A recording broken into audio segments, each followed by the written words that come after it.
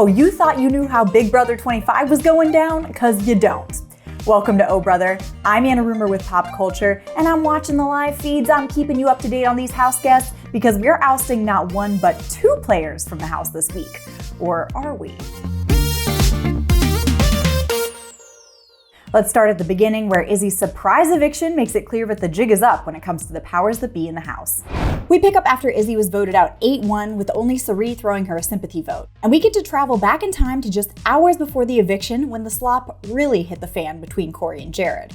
Getting a sketchy vibe from Matt and Cory the morning of the eviction, 𝐿 enlists her son to do a little recon with Matt to see if there was a plan to flip a house on Izzy. And what is Jared if not tactful and subtle? He lies to Matt, telling him that Jag is saying they should be keeping Felicia and that it was Matt's idea to flip. Jared pulls in 𝐿 and Cory to make sure everyone's on board to keep Izzy. But after Jared and 𝐿 leave, Cory figures out that Jared must have been lying and throwing Jag under the bus to get info. It makes no sense that Jag would tell Jared anything. So it's time to set the record straight, with a whole lot of yelling. Jared doubles down that it's Jag who's the liar, and that his for real alliance that includes Coramerica is the fake one, not 7 deadly sins, despite literally all evidence to the contrary. I'm not doing it back and forth no more, bro. And I don't care about sparing feelings. Jared's ticked that Cory is calling him out for lying, but Cory isn't backing down, pointing out all the times Jared's been at the center of a lie in the house.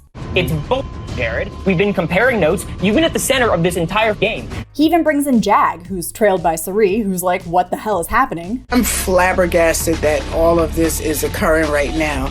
I just said, go see what's going on, Jared. I didn't say start a war. Jag denies telling Jared that Matt and Cory were flipping on Izzy, and Jared says Matt must have misunderstood him, which you can see turns Matt on Jared. Jared says he only maybe angled a different version of the truth so he could catch that rat Cory in a lie, but no one's buying it.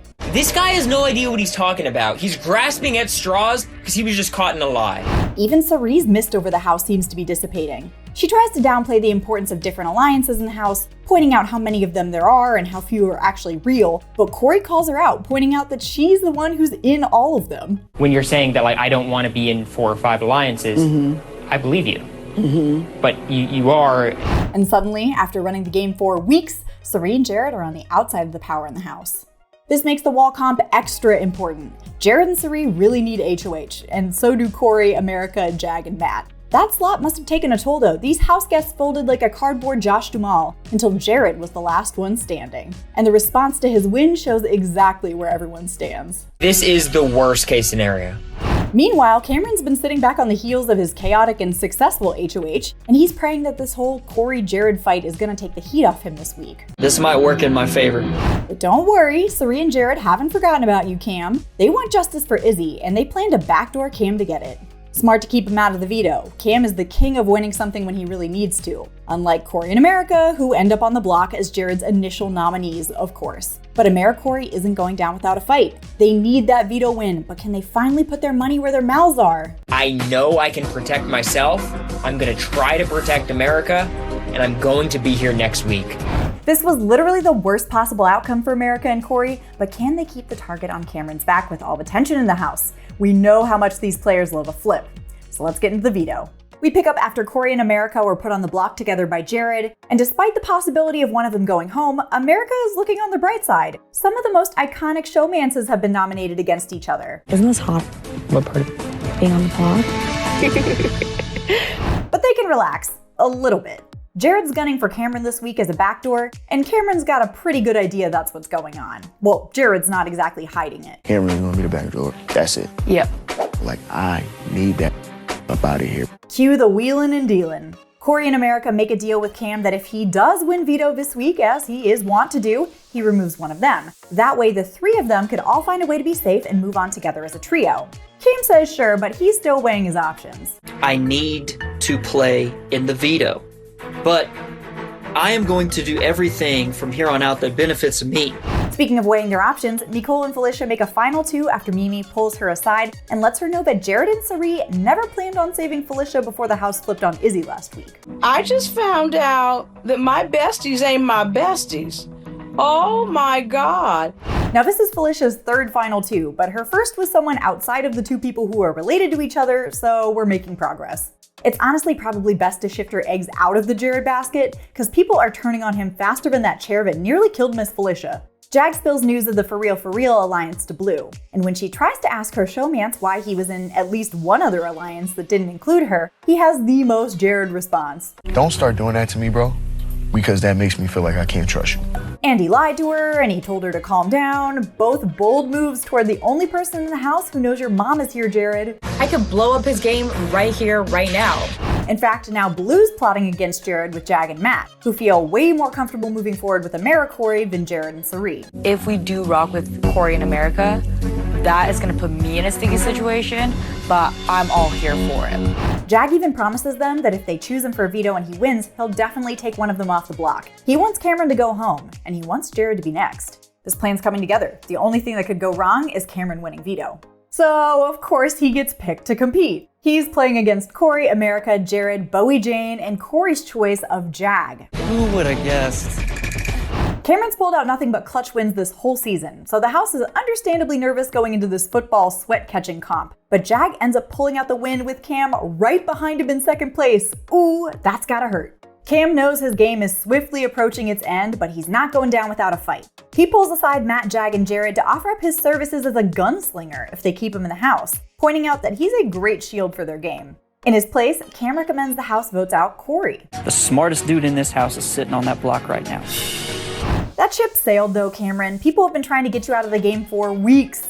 So Jag goes with the original plan and removes Cory from the block, and Jared puts Cam right up there next to America. Jared, you should have taken me up on my offer, because as soon as I'm gone, you move to the top of the list. Cam's not tapping out yet though. He says there's always plenty of maneuvering to be done before an eviction, but I don't know. I think his game is cooked.